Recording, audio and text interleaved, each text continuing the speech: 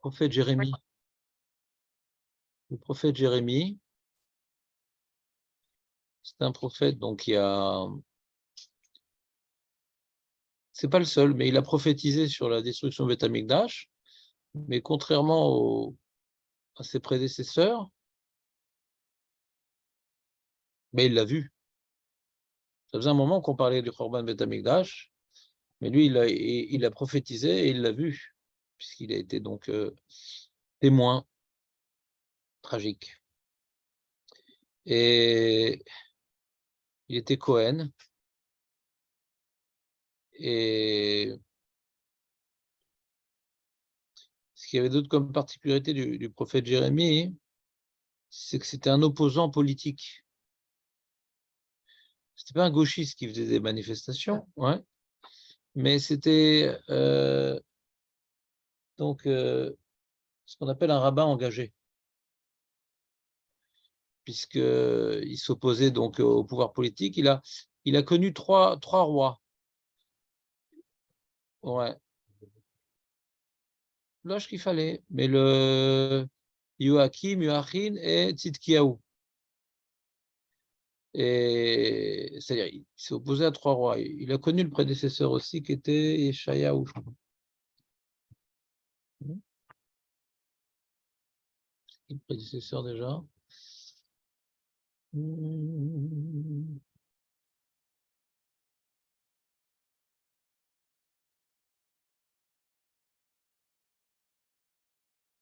C'est qui déjà?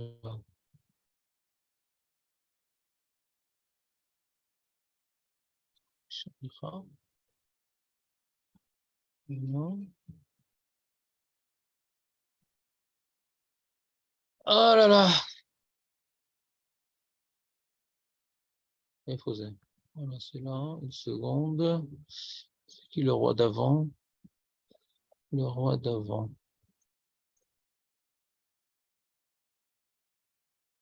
Oh là là, qu'est-ce qui se passe? Quoi ça?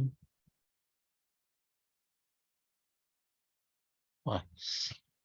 Donc, il s'est opposé contre celui contre c'était le plus dur, c'était contre Joachim, Joachim, puisque Joachim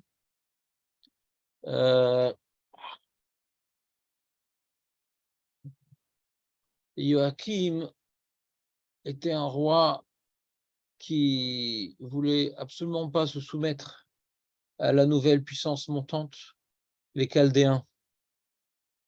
C'est quoi un petit peu le contexte politique de l'époque? Il y avait donc une puissance plusieurs fois millénaire qui s'appelait l'Égypte, qui était en perte de vitesse. 100 ans avant la destruction du temple, l'empire qui dominait le Moyen-Orient, c'était plus l'Égypte, c'était Nineveh, la ville de Ninive, sous domination, c'est donc l'empire assyrien. Voilà. Et l'empire assyrien, donc c'est lui qui a effectivement déporté les 10 tribus. Donc ça, c'était 100 ans avant la destruction du premier temple, les 10 tribus. C'est ce qu'on appelle le royaume d'Israël. Hein, Meir, tu connais le royaume d'Israël? Et donc, mais après, donc, il y a eu donc la décadence de cet empire-là. L'empire égyptien a repris, comment dirais-je, un peu plus d'ampleur et a recommencé à dominer un peu la région.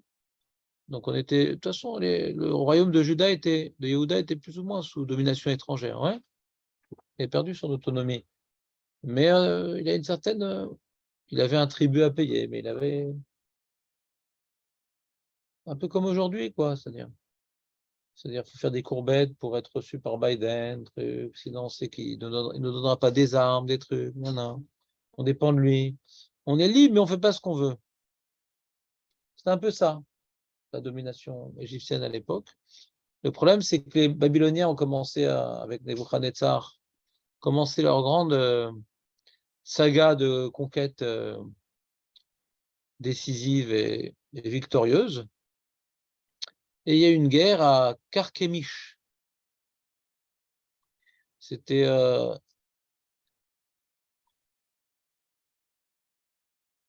donc la guerre qui opposait les Babyloniens, les Chaldéens plus exactement, aux Égyptiens. Après que les Babyloniens, donc c'était 26 ans avant la destruction du Beth Amikdash, les Babyloniens, ils ont détruit les Assyriens. D'accord? Donc on a été libérés donc, des Assyriens et on est passé plus sous mouvance égyptienne. Donc ça c'était 26 ans avant la destruction du Beth Amikdash.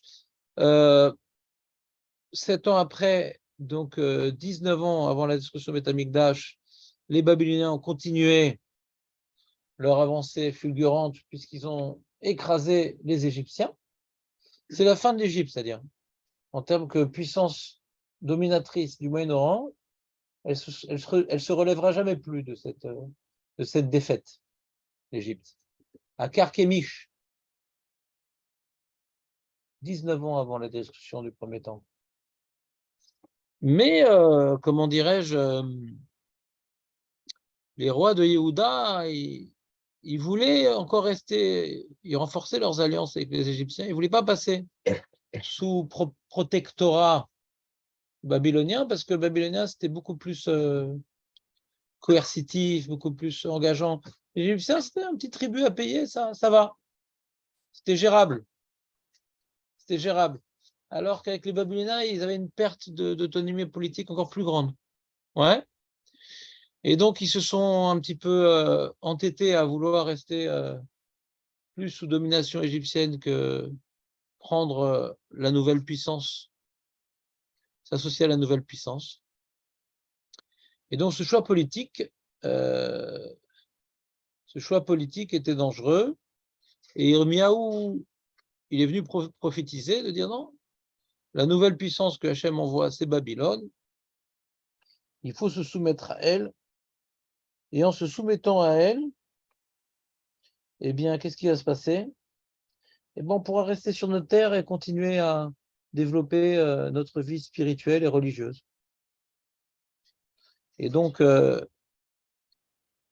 Joachim, le roi de l'époque, donc qui a vécu à l'époque de cette défaite des Égyptiens et qui s'entêtait à vouloir rester avec ses alliances avec l'Égypte, eh bien, était fermement opposé à Hermiaou, à un tel point que, une fois, Hermiaou a fait un grand discours devant le Beth Amikdash, décrit à partir du chapitre 7 dans le livre de Jérémie.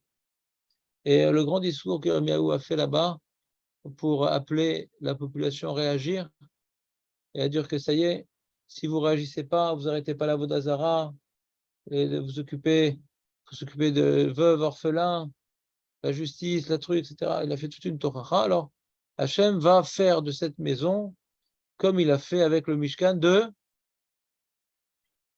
Shiloh Chazak, Rabbi Meir. Shiloh.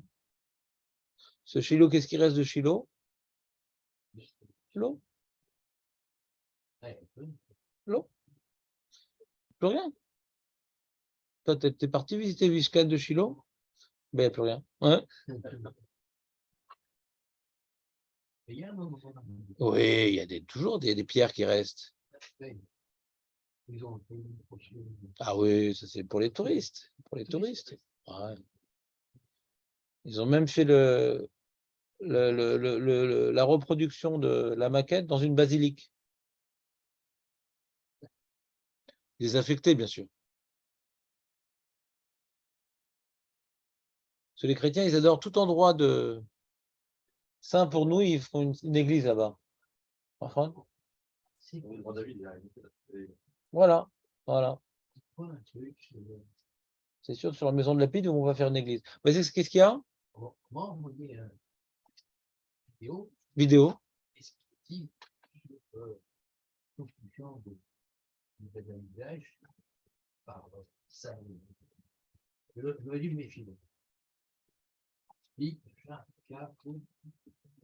À un moment donné, voilà, quand l'acrobat s'est donné le bras, quand j'ai vu ça, Oh là là. ah ouais, tu sais, ils s'immiscent dans le judaïsme. Hein. Si tu prêtes pas attention, tu dis, voilà, c'est comme nous. Tu as compris ce qu'il faut faire maintenant ou pas? Non, mais Que quoi? écarter d'eux. Non, t'es écarté de tout. Parce qu'ils sont partout. Tant que tu connais pas ceux qui t'envoient une vidéo, parce qu'on n'a pas le droit. L'autre a tout Je pense que la personne qui m'a envoyé, elle n'a pas vu vraiment le truc. Elle a vu juste Ah, c'est un ami qui t'a envoyé ça? ouais. Ah ouais. Bon, qu'est-ce que je te dis? C'est important, Meir, d'avoir des amis chrétiens. Ouais. Là, oui. Oh, Bekitsu. Et donc, après ce grand discours, donc le roi s'est enflammé, mais pas uniquement il s'est enflammé, il a également brûlé.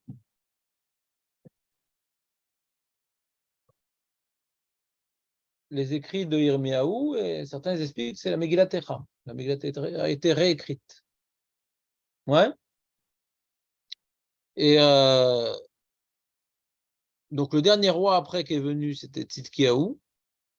Il était moins opposé à Yirmiyahu, mais il était plus faible. Bon, il a été mis au pouvoir par Nebuchadnezzar quand même. Parce que Nebuchadnezzar, il avait gagné la guerre contre les Juifs, et il a destitué le roi, il l'a pris en captivité, il a mis à la place Tzidkiyahu. Donc Tzidkiyahu, c'est donc un roi qui s'occupe du protectorat babylonien en terre de Judée, pour, comment dirais-je, assurer l'allégeance à l'empereur. Et donc, il n'est pas, c'est un descendant de David Améler, c'est ce qu'il y a, etc. Il n'a pas tellement de pouvoir, et même la cour, elle était contre lui, parce que la cour et l'armée s'opposaient à continuer à être soumis au pouvoir babylonien. Ils criaient révolte. Et Yirmiyahu, lui, s'opposait à ce mouvement nationaliste, indépendantiste corse. Ouais, il s'opposait à Yirmiyahu. Et Tzidkiyahu, il n'était pas vraiment contre Yirmiyahu. Des fois, il l'appelait, qu'est-ce que je vais faire, etc., etc. Mais subissant donc des pressions de toutes parts. Donc, durant le premier siège de Jérusalem, eh bien,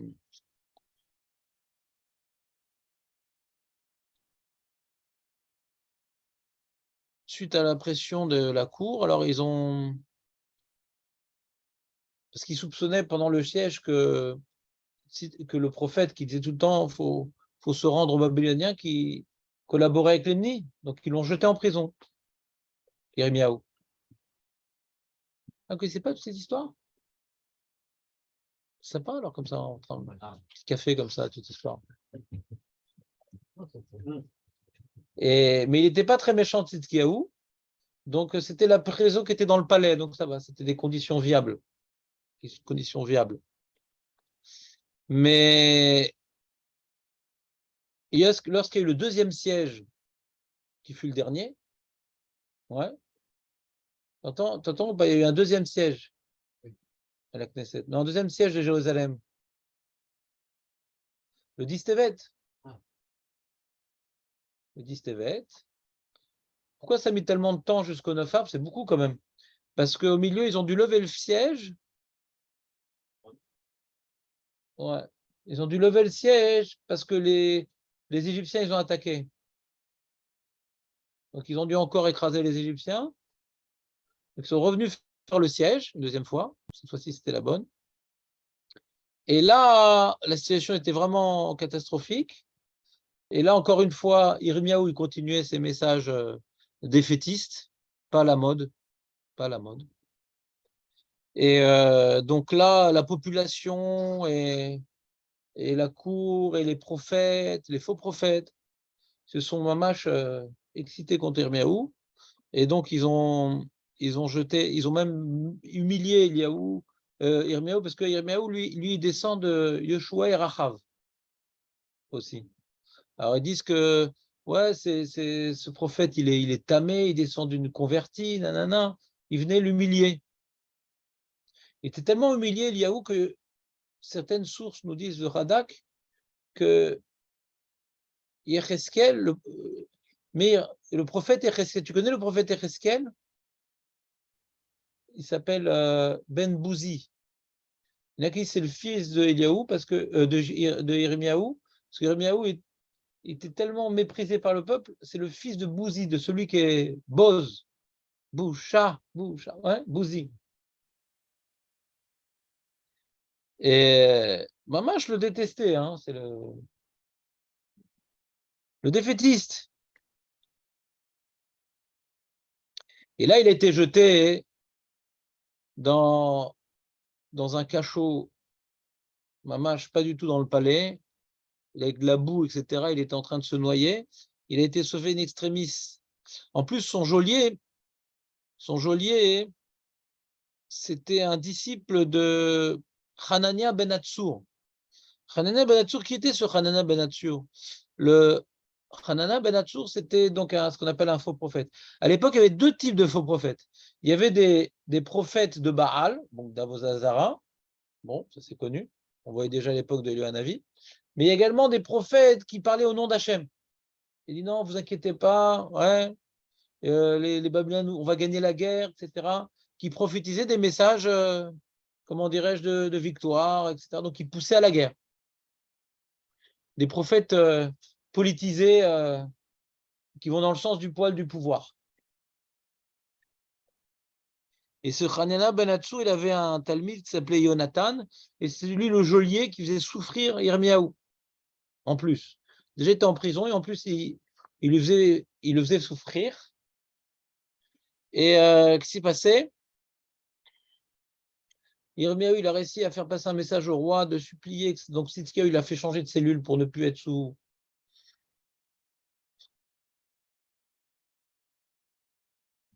domination de Yehonatan, qui est en retard là. Ouais. Mais le roi, cédant aux pressions, était encore dans l'état de siège terrible qui allait amener à la défaite irréversible. Alors, les pressions, etc., autour du roi, qui était un roi faible, ils l'ont amené à jeter encore une fois Yirmiyahu en prison. Et là, c'était une fosse avec de la boue, etc., qui menaçait de l'engloutir. Et là, il y a un eunuque éthiopien appelé Eved Melech. Il a averti le roi que Yirmiyahu, il allait mourir, etc. Et le roi a demandé à cet Éthiopien de sauver donc Yirmiyahu. Donc on voit que c'est un prophète qui a beaucoup souffert quand même. C'est pour ça qu'Hachem, vous allez le voir, donc je vous demande de faire un effort cette fois-ci. Marco, s'il te plaît, fais un effort. Il y a cette semaine la Haftara. Alors, il est toujours conseillé d'étudier un petit peu la Haftara, parce que ça nous donne un petit peu des connaissances générales dans la vie, quoi, quand tu fais la Haftara. Surtout qu'il y a des livres aujourd'hui qui t'expliquent un peu le contexte de cette Haftara, etc., qui remet les choses bien comme il faut, c'est joli. Dans la bleue, ils expliquent un peu l'Haftara ou pas? Non? Le roumage bleu, là. Non? Dommage. Mais aujourd'hui, ça existe, des petits livres et tout. Il y a une petite introduction, un petit truc, etc. J'imagine sur Internet, vous allez trouver aussi l'Haftara expliqué, j'imagine. Il ne faut pas aller sur un site chrétien.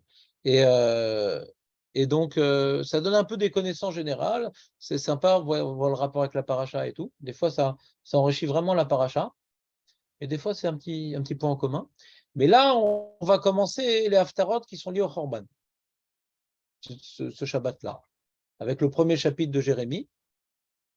Et alors, les haftarot de Khorban, après les haftarot, jusqu'à Rosh Hashanah, sera l'haftarot de Nechama. C'est des prophéties. Après qu'on va donc, après Tisha B'Av, ça va être les Nechamot. C'est Nechama, Bernard. Consolation.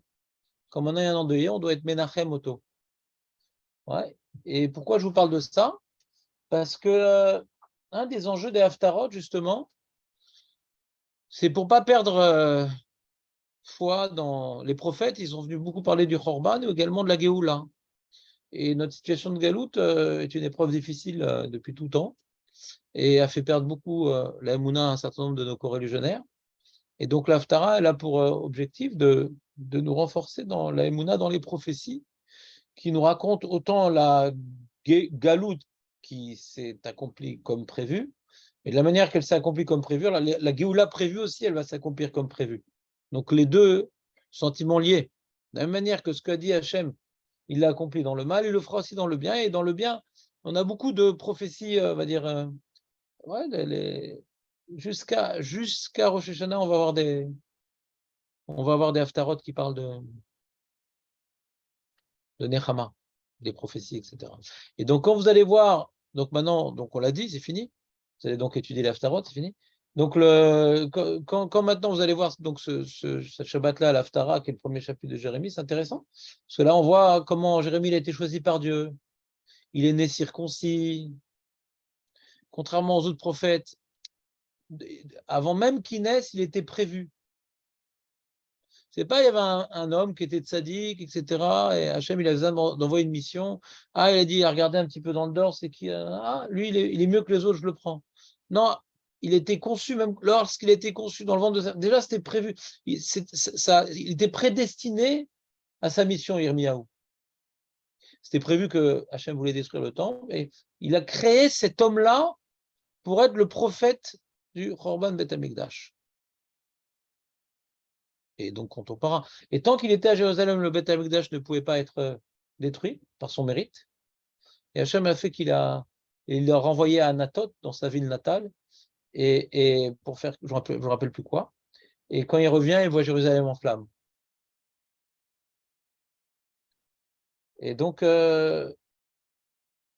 quand vous allez étudier un petit peu Megillat Echa, vous allez voir que dans le 3e chapitre, il parle à la première personne, le prophète Jérémie, et il parle des souffrances, etc., de ce qu'il a subi, etc. Alors, il y a une marloquette dans les Mefarshim. Est-ce que Bémet, il vient traduire la souffrance de tout individu dans la galoute, il vient parler de sa souffrance à lui. Et il y en a qui disent c'est les deux en même temps. Il ressent la souffrance de l'individu, parce que lui aussi, il a beaucoup souffert. Lui, il a souffert la galoute avant la galoute. Lui, les souffrances lui ont été infligées par les rois d'Yehuda. Qui c'est qui l'a sorti de prison la dernière fois? C'est Nebuzaradan. C'est qui Nebuzaradan, Marco? Ouais. Nommé par Irmiaou comme étant Rav Atabahim, le chef des bourreaux. C'était le grand massacreur, impitoyable, l'ancêtre de Adolphe. Massacré avec plaisir. Et c'est lui qui a sorti Irmiaou de prison. C'était le protégé de l'empereur Nebuchadnezzar, parce que Nebuchadnezzar, il était envoyé par Akadosh Baruch Hu, et il savait que Irmiaou, c'était l'envoyé de Dieu, donc c'était le protégé de Nebuchadnezzar, Irmiaou. Donc paradoxalement, il était en galoute par les rois de Yehuda. Ce que les Juifs ont souffert, c'est après que Irmiaou ne souffrait plus. Vous comprenez un peu? C'est marrant comme histoire. Enfin, marrant. Tragique, mais c'est intéressant. Lui, là, il a souffert il avait une galoute dans son âme. Et il était protégé par les Babyloniens. Et d'ailleurs, il a accompagné ses frères dans la galoute à Babel. Il n'était pas obligé pour prier pour eux, pour les protéger.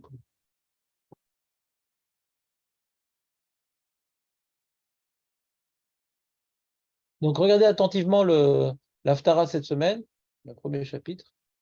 Peut-être on parlera de ça, je ne sais pas. Vendredi, je ne sais pas encore de quoi je vais vous parler. J'essaie d'être un petit peu déprimant. Mais c'est pas sûr. D'accord, un petit peu donc de contexte historique, c'est clair ou pas? Égyptiens, Assyriens, Assyriens écrasés par Babyloniens,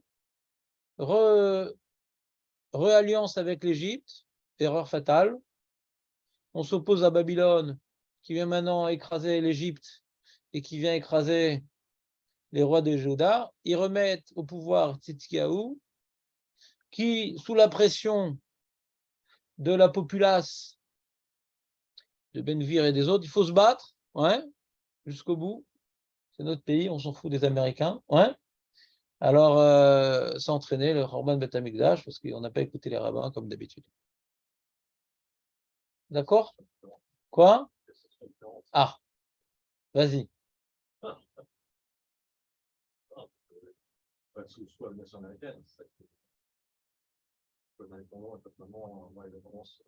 Tu crois qu'on peut être indépendant par rapport aux Américains? Oui, ça serait bien qu'on soit avec Hachem. Ça serait bien. C'est facile à dire. Est-ce qu'on est vraiment avec Hachem? Est-ce que Médinat Israël est avec Hachem? Que maintenant, il y a une minorité de gens qui font Torah Mitzvot en Israël, ça reste une minorité. Ouais. C'est pas une minorité infime, mais ça reste une minorité. D'accord? C'est une minorité qui n'est pas du tout au pouvoir, comme on voit avec les manifestations, avec les chefs de l'armée, avec les médecins. Ouais. Parce que tout ce qui est en train de se passer, ouais, c'est quelque part une réaction du monde Chiloni. Qu'est-ce qu'ils ont peur? Ils ont peur que les religieux prennent le pouvoir. Parce qu'ils voient qu'il y a donc un effet démographique qui les met dans une situation délicate. Et tant que le Bagatz, il peut briser les élections, ils étaient rassurés. Il y avait un bouclier pour les rassurer. Mais si maintenant on empêche le Bagatz de faire des décisions arbitraires, alors il y a un problème, c'est que si maintenant la Knesset vote quelque chose de religieux, par exemple, le Bagatz ne peut pas s'opposer, du coup. C'est toute ça leur frayeur. Hein. Tout tourne autour de ça, il n'y a rien d'autre. Hein. Je pense que celui qui n'a pas compris ça, il n'est pas tellement lucide. C'est une guerre. Actuellement, on assiste à une guerre de religion entre ceux qui ne sont pas religieux et ceux qui sont religieux. D'accord? Et la droite est associée aux religieux, comme d'habitude. Ouais. Et en vérité, ils ont un allié difficile. Bibi, le fait d'être allié avec les religieux, c'est celle qui fait tout son tracas, Bibi. Il n'était pas allié aux Haredim, etc. Ouais. Et qui pouvait être au pouvoir sans les Haredim. Même la gauche, elle voulait à une époque faire une loi contre le Bagatz pour diminuer son pouvoir. Tout le monde était d'accord. Mais là, maintenant, puisque c'est fait par des religieux, ou par, on va dire, un blocus, ouais, où les religieux ont une influence, donc ils ont très peur, ils sont prêts. Regardez où on va, ils sont prêts à ne plus faire l'armée, d'accord? Et donc mettre le pays en danger. Pourquoi? On préfère mettre le pays en danger plutôt qu'il y ait de la religion dans ce pays. Regardez, vous voyez l'histoire ou pas quand? Jusqu'où ça va? S'il n'y a pas de religion, ils n'auraient pas fait un truc pareil. Cette loi, elle est logique, quelque part. Le Bagatz a le droit de s'opposer à la Knesset, ouais, s'il y a une loi établie à l'avance. Ils ont le droit de s'opposer s'il y a des lois. Si maintenant ils viennent, il y a une loi. Mais là, on vient maintenant les empêcher de s'opposer à la Knesset quand ils n'ont aucune preuve. Ils n'ont aucune preuve, ils disent là, ça ne nous convient pas. Ça s'appelle Zvirut. Il a ta Zvirut. On n'est pas d'accord. Pourquoi? C'est notre sentiment. C'est pas tellement rigoureux, notre sentiment. Pour un Bet Mishpat, nous qui étudions un peu la Gemara et qui vont commencer le Sanhedrin. En casse d'avoir, il y a une loi, il n'y a pas de loi. Et dit Kidar, c'est une dictature d'enlever, ouais, la possibilité, le joker du Bagatz. C'est une dictature. Donc c'est complètement incohérent. Qu'est-ce qui se cache derrière? Ils voient que Bémet, l'État communiste, sioniste, gauchiste est en train de basculer de l'autre côté. C'est en train de basculer. Les religieux sont en train de prendre de plus en plus d'ampleur. Et le Bagat, c'était la seule protection qu'ils avaient. L'élection, ça ne les protège plus parce qu'ils sont devenus minoritaires. La Cour suprême. Donc moi, hein, d'un côté, je suis content, d'un côté, j'ai peur. Pourquoi j'ai peur? Parce qu'on est dans une situation dramatique. Vraiment dramatique. Il faut réaliser qu'on est dans une situation vraiment dramatique. Là, on est maintenant Rosh Chodesh Av. C'est l'occasion d'en parler. Il y a vraiment les Da'ati, les Aniout Da'ati, bien sûr, ouais, une menace de Khorban, de vrai Khorban. Pourquoi? Parce que les Arabes, ils attendent qu'une occasion nous tomber dessus, d'accord? Et quand maintenant ils entendent les Juifs parler sans arrêt que l'armée a perdu son efficacité, ils n'arrêtent pas de le dire, hein. Avec tous les gens qui désistent, l'armée a perdu de son efficacité. Message officiel, ouais, des Israéliens au monde. C'est pas mal pour exciter nos ennemis. L'armée, Ibdaï Kshirut, ils appellent ça, leur efficacité. L'armée n'a plus son efficacité. toute la force d'Israël jusqu'à aujourd'hui, c'était ce qu'on appelle l'Arta'a. On fait peur, dissuasion. On est en train de leur dire, il n'y a plus aucune dissuasion. On est neutralisé. D'accord?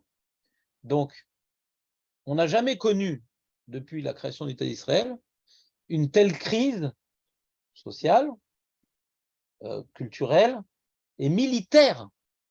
Jamais connu une telle crise militaire. C'est-à-dire, c'est marrant parce que ces mêmes gens qui font ces manifs critiquent les religieux de ne pas faire l'armée, et donc eux aussi ne font plus l'armée pour des raisons idéologiques. Donc ils comprennent que pour des raisons idéologiques, on peut ne plus faire l'armée en fin de compte. Vous comprenez ou pas? Ça se tourne un peu de contre eux. On peut ne plus faire l'armée pour des raisons idéologiques. Là, malo. Ils l'ont prouvé. C'est marrant quand même. Alors c'est possible que s'il y a une attaque, qu'ils reprennent leur position, ouais. La question, est-ce que cette attaque va être décisive ou pas? Est-ce qu'on a le temps de réagir comme il faut et des attaques surprises des fois? C'est ça le problème. Donc, il faut quand même, j'aimerais qu'on ne soit pas très tranquille dans notre cœur, ouais, parce qu'on est vraiment dans une situation grave pour deux raisons. C'est parce qu'il y a une sinatrinam, donc au niveau spirituel, on est en danger. Et au niveau maintenant, on va dire, géopolitique, on est aussi en danger. Donc, il y a tous les éléments pour être pessimiste, mais être optimiste. Parce que Motsé Jvit, Ben David Ba, il est possible que cette crise qui risque de, comment dirais-je, d'avoir une certaine, de prendre des proportions que les protagonistes n'envisagent pas, puisse amener à des choses dans un premier temps inconfortables, mais qu'on en finisse, vous savez, qu'on en finisse. Dans Hachem, chez Avoa Mashiach.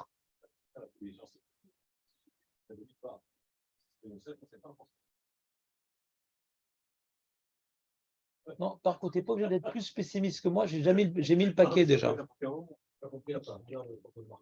Non, faut pas. Non, Marco, en général, non, c'est profond comme l'abîme, ouais.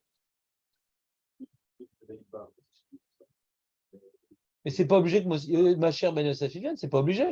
Peut-être qu'il est déjà venu, moi, ma chère Ben Yosef. Anilo, c'est quoi? Le Rambam, il dit on sait pas. Le Rambam, il dit on sait rien. Il y a plein de contradictions dans les Midrashim. Mais c'est pas sûr qu'ils viennent non plus, Marco. Marco. Non, Marco, il dit oui, ouais, mais il se trompe, Marco. Il y a des Midrashim qui parlent de ça, des Midrashim qui ne parlent pas de ça. Et le Rambam, il dit on ne sait pas ce qui va se passer. Il y a des contradictions dans les Midrashim.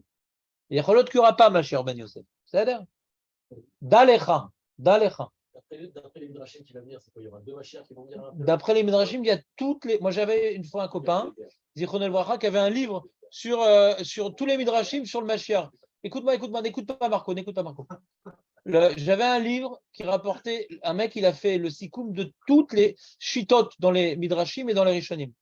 Tu as tous les cas de figure possibles. Tout.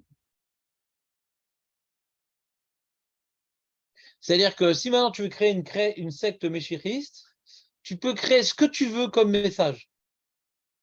Tu dis, ah, mais c'est écrit dans l'Yalkut Shimoni, ah, c'est écrit dans le Midrash Rabbah, ah, c'est écrit dans le Zohar, ah, c'est écrit dans le Radak, ah, c'est écrit dans le Rambam, ah, c'est. C'est un truc vraiment, à part Marco, nous, on n'est pas au courant. Lui, il a entendu une fois un truc sur ça, etc., peut-être de Ron Sharia, etc. Hein? Très logique. Dans le Rambam, il dit ça. Le Rambam, il dit ça. Le Rambam, il dit ça. Le Rambam, il dit ça. Mais bien sûr, Marco. T'as vu? Tu commences à avoir des dissidents dans ta secte. Il a fait des guerres. Là, on parle d'une guerre dog dans dog. C'est normal que celui qui fait la guerre, Et tu as répondu, Jérémy.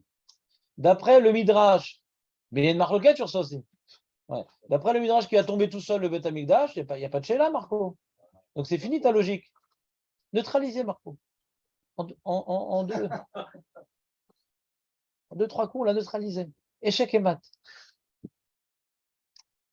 Ne sois sûr de rien, Marco. Non.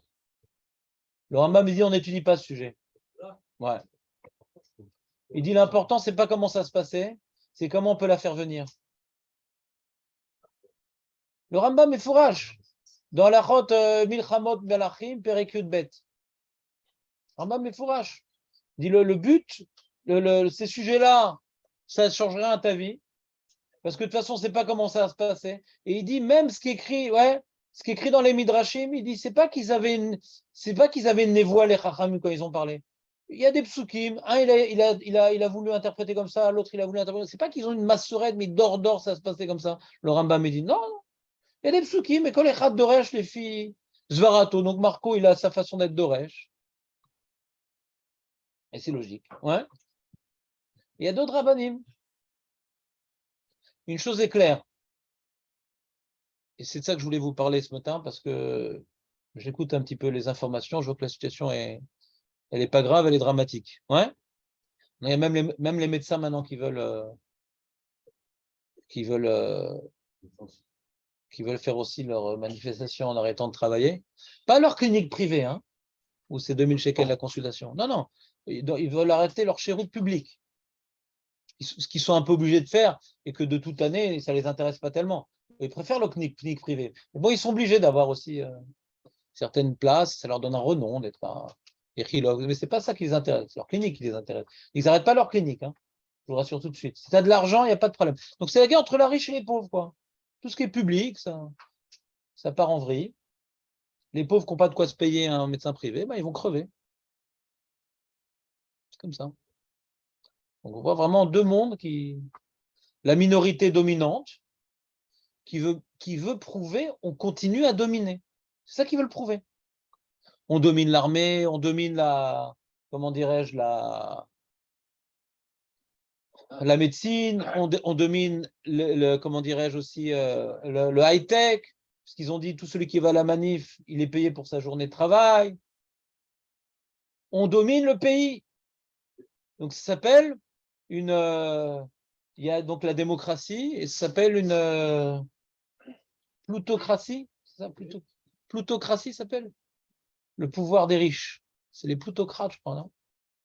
C'est une expression de Marx, je ne sais plus comment ça s'appelle. Oui, c'est bien Ouais, aussi, ouais, bon. Mais bon, c'est secondaire, ça, c'est secondaire, non. C'est plutôt religieux Chiloni le problème. Ils s'en foutent. Si le Sfarad, il est Chiloni, tu as bien vu, Avoda, ils ont mis Gabay là-bas, comme le directeur de Avoda, ils s'en foutent, s'en foutent. Après Peretz, s'en foutent. Si le Sfarad, il est Chiloni, ça ne les dérange pas, hein, Sfarad. Ça ne les dérange pas tellement. Le problème, c'est les religieux. Entre nous, je les comprends, ouais. Eux, ils ont un mode de vie, ouais. On veut manger des crevettes, on veut se promener Shabbat, on veut se marier avec des Thaïlandaises, on veut l'Odéama, ouais. On veut être chez nous ici en Israël, mais vivre comme des goïms. Et maintenant, si maintenant la démographie, elle continue à être comme elle est, et que la démocratie, elle devient une vraie démocratie, ouais. Alors c'est un gros problème. Parce que ce pays-là va devenir une théocratie. Et donc, Shabbat, on va devoir fermer tous les magasins et après, il y aura des taxes pour les produits non cachers, etc., etc. C'est possible que les religieux fassent ça, je ne sais pas. Est-ce qu'il faut le faire, il ne faut pas le faire? Moi, je ne rentre pas dans ces questions trop compliquées, ça me dépasse. Ouais. Qu'est-ce que les partis religieux doivent faire, doivent pas faire? On n'a même pas le droit de parler de ça. C'est les rabbinim qui sont derrière. Il y a plein de données qui nous manquent. Ouais. Donc, je ne sais même pas si on a le droit de réfléchir à ça, parce qu'on ne sait même pas ce qui se passe sous les tables. Ouais, on ne sait même pas ce qui se passe, ce que les rabbinim veulent faire, indirectement, directement. Donc, ce n'est même pas notre sujet. Est-ce qu'ils ont raison de faire certaines pressions religieuses ou pas? Ce n'est pas ça le sujet. Le sujet, il n'est pas là. Le sujet, il est que eux, on leur enlève le beau pays qu'ils connaissaient depuis 48. On fait ce qu'on veut, on n'est pas obligé de faire Torah et mitzvot. Au contraire, bien au contraire. Donc ils se battent, quoi, dans un réflexe de survie. sont prêts à tout, quoi. Donc, faut pas croire qu'ils vont arrêter. Si c'est juste cette loi-là, ils n'auraient pas déployé tellement d'énergie. Ils ont dépensé des millions et des millions pour les pubs, pour les trucs, etc. hein. Il y a des gens derrière qui dépensent des millions. Des millions. Ils ont des affiches partout, ça coûte de l'argent, tout ça. Ils organisent des bus, des trucs, des millions.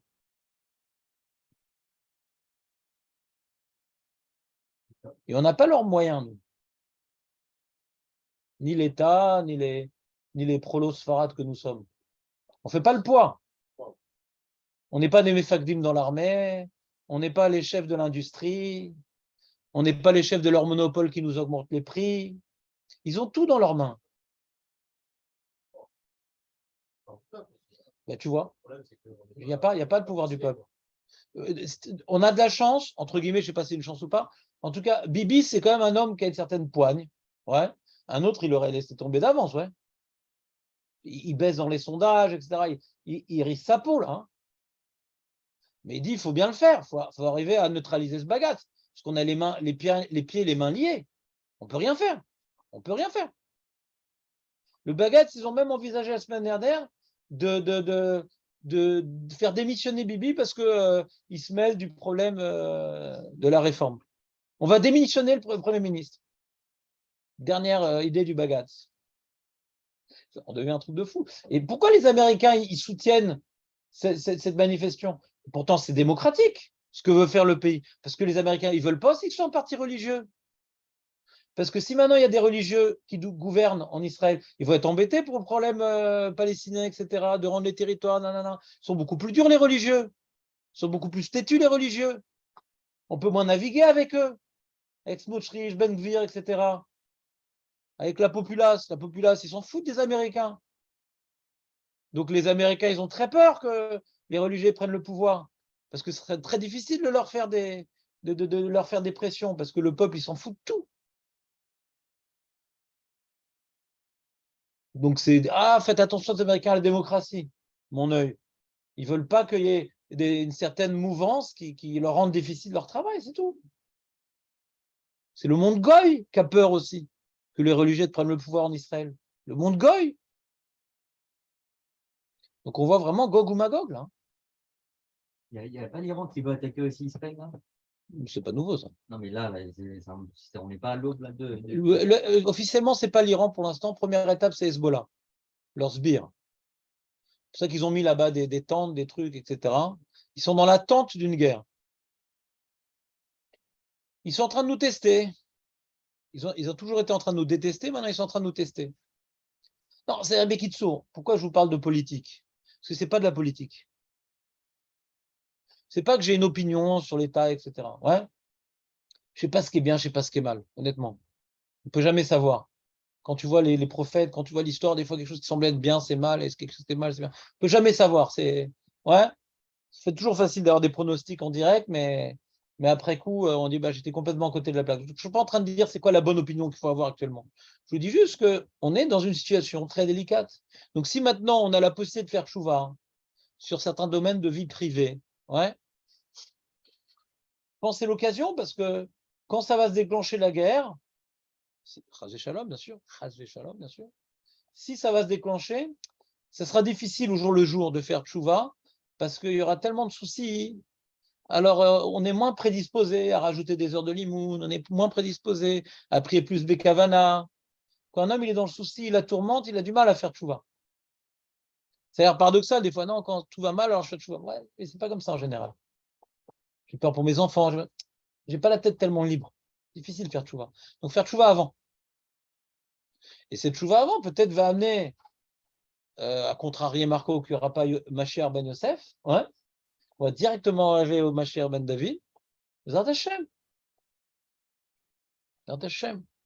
Mais je pense que ou ce Tchabéa, ou ce Yom Kippour, il faut faire quelque chose qu'on n'a pas l'habitude de faire.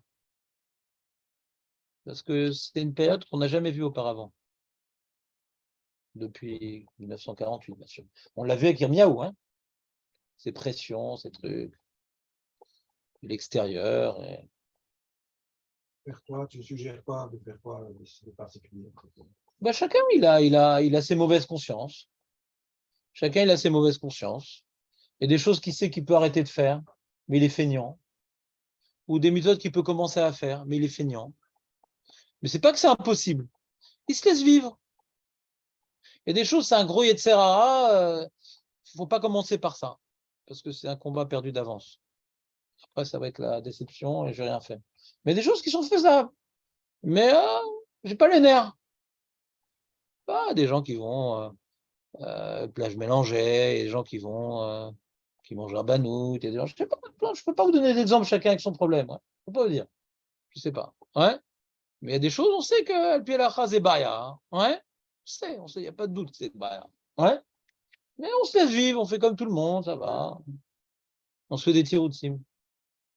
Bah, des choses comme ça, je sais que c'est pas bien. Hein. Je me dis, oh là là, et je me projette, le jour où Hachem va prendre ma neshama, je vais regretter de ce que je fais parce que zélo le hatrila, zélo tov, zélo. Et dans le Olam Haemet, on te prend en fonction de ce que tu as fait, et peu importe ce que tu aurais voulu faire. Ma'asita, Sophie. Ma'asita. Donc, pas c'est le temps de faire tchouva. On ne sait pas quand est-ce qu'on va mourir. On ne sait pas quand est-ce que. Donc, il y a des choses qu'on peut faire, les choses qui sont des gros Yetzer Hara. Alors, Hachem va être plus compréhensif. D'accord? On a ce qu'on appelle des circonstances atténuantes. Mais des choses qui sont par paresse, par mépris, par négligence. Alors, ça, alors si sur ça, on ne peut pas être mitrazek, alors sur quoi? Alors, rien. Donc, je pense qu'il ne faut pas du tout être insensible à ce qui se passe aujourd'hui dans la presse. C'est un vrai drame qui est en train de se mettre en place. Ouais. Et c'est pas du tout alarmiste, je suis en train de vous dire, et pessimiste. C'est vraiment grave ce qui se passe. C'est vraiment très, très grave. Jamais vu un truc pareil. Jamais ça existe un truc pareil. Hein. Des désistements dans l'armée comme ça, jamais. Les Dati Leumi qui étaient l'armée, ils ne sont pas désistés lorsqu'il y a eu Gush Katif. Alors que c'était beaucoup plus grave, Gush Katif, que cette loi-là bidon. C'était beaucoup plus grave. Je dis bon, il y a une démocratie. L'armée, elle appartient à un certain système d'une république démocratique. Ouais. Ce que disent les gouvernements, on est obligé de faire et on regarde pas nos opinions personnelles. C'est comme ça. C'est normal dans tout pays. Je crois que l'armée, elle est d'accord avec le gouvernement? Jamais. L'armée n'est jamais d'accord avec le gouvernement. Surtout pendant les guerres. Jamais. J'ai écouté un général qui a parlé à la radio, ouais, que pendant les guerres, à chaque fois, ce que disait le gouvernement pour certaines attaques, ils n'étaient pas d'accord. Parce qu'ils savaient que ce n'était pas une bonne chose. Et il y a eu des morts pour rien. Mais on doit écouter les ordres du gouvernement. Il n'y a pas de putsch, c'est tout. Et même ça va entraîner la mort d'hommes. En malasot. Alors on se dispute avec le ministre de la Défense, mais si on n'obtient pas maintenant, il y a un ordre, il faut obéir. Alors quoi, là, c'est pire qu'envoyer des gens à la mort, cette loi-là? Non, mais doit obéir, c'est comme ça. En malasot. Donc il n'y a jamais un truc pareil. Jamais. Donc ça doit nous faire réfléchir, pas au niveau, on va faire des manifs contre la gauche. Ça, je sais pas, chacun fait ce qu'il veut, mais il faut déjà manifester un écœurement de nous-mêmes ou un réveil de nous-mêmes. Par rapport à un écœurement, par rapport au mitzvot, un réveil. Ouais. C'est ça les vraies manifestations qu'Hachem attend de nous. Surtout qu'il y a une certaine baisse religieuse globale. Il y a de plus en plus de matérialisme, de plus en plus de... Même dans le monde Haredi, même dans le monde d'Atiléomi, il y a un ramollissement quelque part. Il y a un ramollissement qui est inquiétant aussi. Un certain ramollissement. Donc, il faut être conscient qu'au niveau spirituel aussi, il y a une situation qui est un peu inquiétante. Il y a un ramollissement. Dans les chivos, dans les trucs. Donc, il faut faire gaffe. Dans la tsniout. Les Haredim qui étaient plus ou moins de Sanoa, de moins en moins. Hein. À tous les niveaux, il y a un ramollissement. Dans la cache-route aussi, je vois beaucoup de Haredim qui sont beaucoup moins makpidim dans la cache-route. Haredi, à l'origine, c'est celui qui respecte la loi à la lettre, quoi. Après, midot, bonne midot, mauvaise midot, chacun a un problème, mais au moins, tu es dans un cadre. Je ne veux pas raconter avec les 4 règles, hein. Mais bon, je pense qu'on peut voir hein, autour de nous. On voit une ouverture de mode de vie, même dans le monde Haredi, quoi. Donc, s'il n'y a plus de référence de respect de l'halakha, dans une. Hein? On voit rien. Vous voyez rien?